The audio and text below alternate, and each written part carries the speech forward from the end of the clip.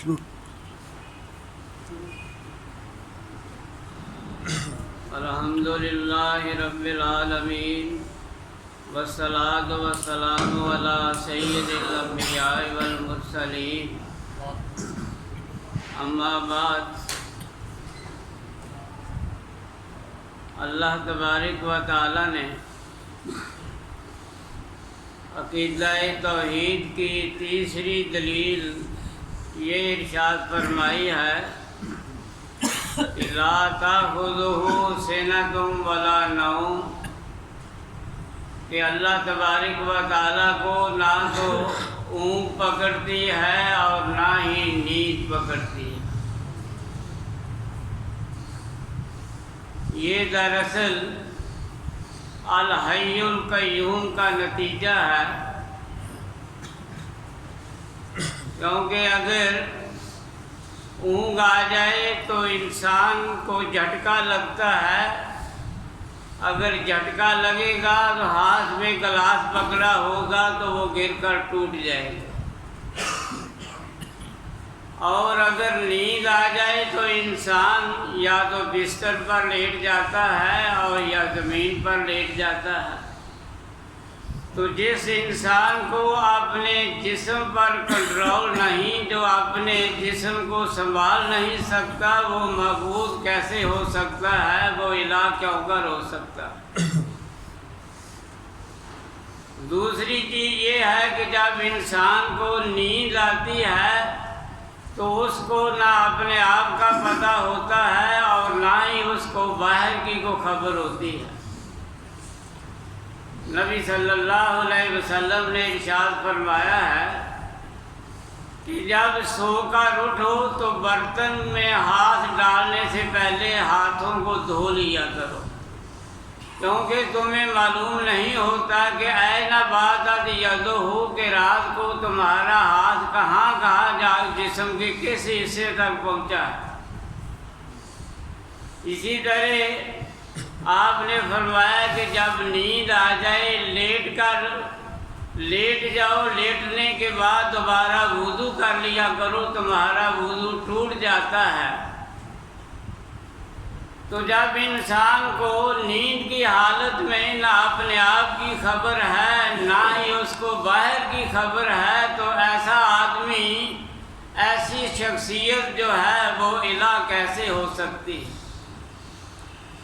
اللہ تبارک و تعالیٰ نے اصحاب کہف کا ذکر کیا ہے قرآن مجید میں. یہ کچھ نوجوان تھے جو عقیدہ توحید کی وجہ سے جنہیں اپنا گھر بار چھوڑنا پڑا. اللہ تبارک و تعالیٰ فرماتے ہیں وَرَبَطْنَا عَلَىٰ قُلُوبِهِمْ، کہ ہم نے ان نوجوانوں کے دلوں کو توحید پر مضبوط کر دیا. اب یہ نوجوان جو اللہ کے ولی ہیں، جنہیں اللہ تبارک و تعالیٰ اپنے ولی کہہ رہا ہے، یہ 1-2 دن نہیں بلکہ 309 سال غار میں سوئے رہے. اب جب 309 سال کے بعد بیدار ہوتے ہیں تو پوچھتے ہیں کہ کم لبثتم، کتنی دیر تم ٹھہرے ہو، کتنی دیر سوئے ہو. لیکن اللہ کے ولیوں کو کوئی پتہ نہیں کہ ہم کتنی دیر ٹھہرے ہیں. کچھ کہتے ہیں لبثنا یومن او بعد یوم، کہ ایک دن نیند ہوگی یا دن کا کچھ حصہ نیند ہوگی، اس سے زیادہ کون سو سکتا ہے. کچھ کہنے لگے کہ اللہ ہی خوب جانتا ہے کہ ہم کتنی دیر سوئے ہیں، لیکن یہ ہے کہ بھوک لگی ہے، کسی ایک کو بھیجو جا کر کھانا لے آئے. یہ نہیں پتا کہ 3 صدیوں میں کتنے ملک کے حالات بدل چکے ہیں، ولیوں کو کوئی پتہ نہیں. جب اللہ کے نیک بندوں کو بھی نیند کی حالت میں یہ پتہ نہیں چلتا کہ ان کے اپنے حالات کیا ہیں، باہر کے حالات کیا ہیں، تو پھر کون کہہ سکتا ہے کہ نیک آدمی جو ہے وہ ولی وہ خدا بن سکتا ہے یا معبود بن سکتا ہے؟ معبود تو وہی ہے، لا تاخذہ سنۃ ولا نوم، جسے نہ نیند آتی ہے نہ اونگ آتی ہے۔ نبی صلی اللہ علیہ وآلہ وسلم ایک جنگ سے واپس آئے، سینکڑوں صحابہ آپ کے ساتھ ہیں، اور صحابی کون ہوتا ہے؟ اگر زمین کے سارے ولی اکٹھے کر لیے جائیں تو تمام کے تمام ولی جو ہیں وہ ایک صحابی کے مقابلے کو نہیں پہنچ سکتے، اور یہ سینکڑوں صحابہ ہیں، دوسرے لفظوں میں سید الاولیاء ہیں۔ یہ ایک طرف سید الاولیاء ہیں اور دوسری طرف ہیں سید الانبیاء صلی اللہ علیہ وآلہ وسلم۔ رات کو پڑاؤ ڈالا تو آپ نے فرمایا کہ میں یوقظنا اللیل، آج رات ہمیں کون جگائے گا؟ ٹائم تھوڑا رہ گیا ہے، صبح کی نماز بھی پڑھنی ہے۔ حضرت بلال رضی اللہ تعالیٰ عنہ فرمانے لگے کہ اللہ کے نبی صلی اللہ علیہ وسلم میں جگاؤں گا۔ سارے صحابہ بھی سو جاتے ہیں، یعنی سید الاولیاء بھی سو گئے اور سید الانبیاء صلی اللہ علیہ وسلم بھی سو گئے۔ حضرت بلال دل میں سوچتے ہیں کہ میں بیٹھ کر کیا کروں گا۔ انہوں نے نفل شروع کر دیے۔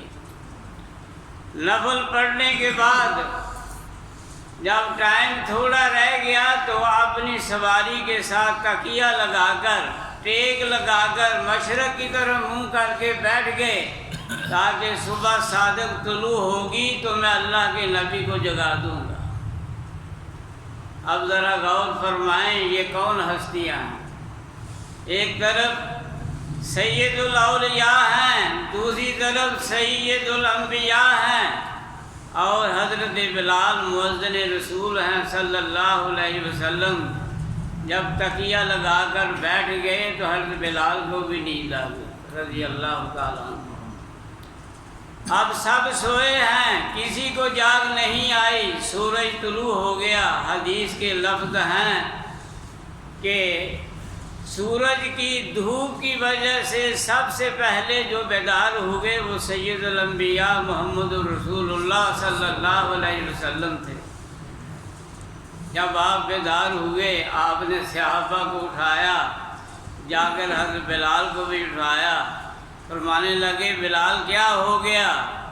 لیکن بلال رضی اللہ تعالیٰ عنہ جو کہ توحید کی بھی جویا تھے، جنہوں کے رگ رگ میں اللہ کی توحید سما چکی تھی، وہ جواب دیتے ہیں کہ اللہ کے رسول صلی اللہ علیہ وآلہ وسلم مجھے بھی اس ذات نے سلایا جس ذات نے تمہیں بھی سلا دیا۔ یہ ہے عقیدہ توحید کہ جس کو نیند آ جائے وہ الہ نہیں ہو سکتا۔ الہ وہی ہے لا تاخذہ سنۃ ولا نوم، جسے نہ نیند آتی ہے نہ اونگ آتی ہے۔ اللہ تبارک و تعالی ہمیں سمجھنے کی اور عمل کی توفیق عطا فرمائے۔